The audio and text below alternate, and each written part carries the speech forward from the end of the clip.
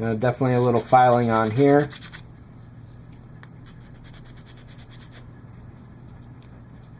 And when you're filing these parts, make sure you've got some good pressure working behind them, because you don't want to go and snap the part off. So gentle is always best, but if you got to go rough, make sure you've got pressure immediately behind where you're doing it, and you don't have any pressure anywhere else that you're going to warp, bend, or otherwise break apart.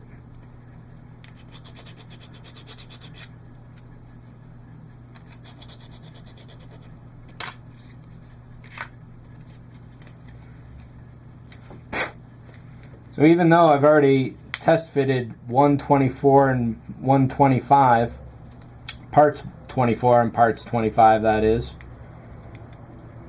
you really got to make sure you test fit every single piece. Each one, even though they're essentially the same, will have its own little characteristics that if you don't pay attention to them, will screw you over.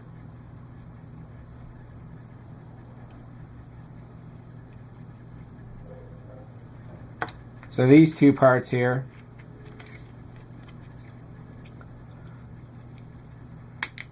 the fit is good in the middle, but it's a little loose at the bottom there. So I put extra glue right in that tip.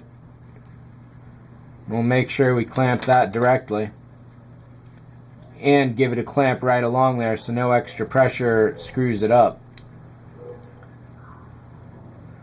All of these tips here definitely need a good amount of pressure to hold them down.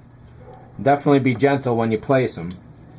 So here we're down to part 4. Let's see how these two go together.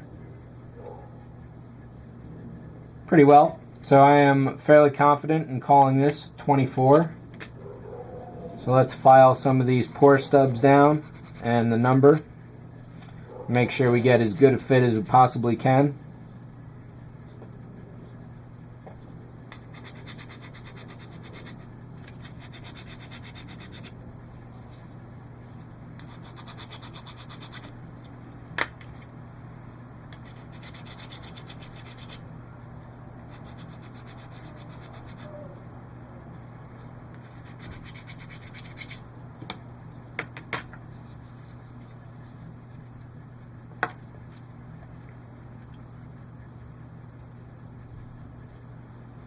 Now, having a rough surface on the interior of the plastic here will definitely help with the adhesion.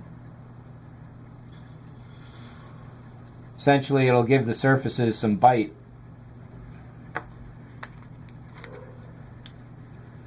And allow that glue to really hold on there. So I got a little bit of glue on the outsides there.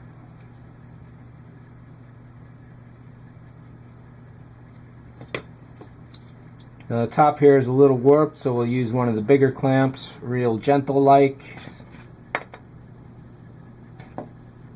And we'll put a big one on the bottom there too. And we'll throw one there. So now, since I was laying those out in order, I can come back to the first one here, and this should be pretty well dried by now.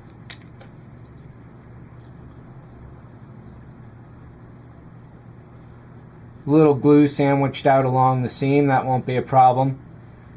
Now in the show, this internal area here is lit. It's kind of a yellowish amber look. The only way to duplicate that with this part would be to cast it in clear resin and then use that. Unfortunately, I don't know that skill or have the cash to spend to learn it right now, so we're just going to go with things as they are.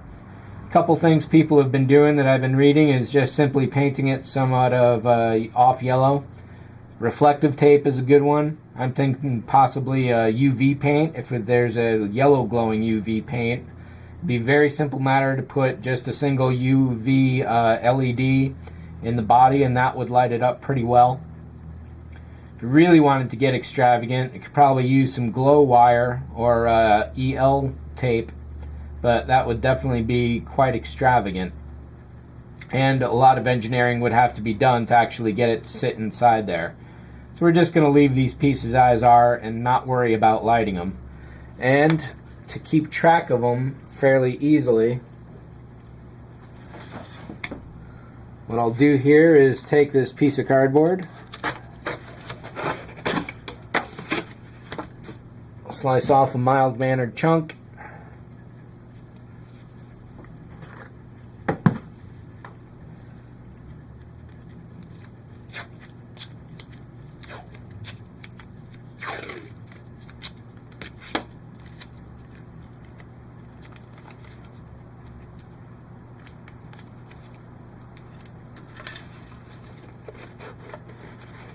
I do this when I'm painting small parts as well. It's really good for holding them down in one place.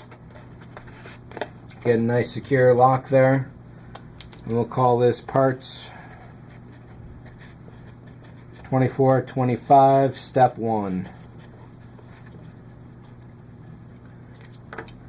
Let's see if the second one I did is ready to go.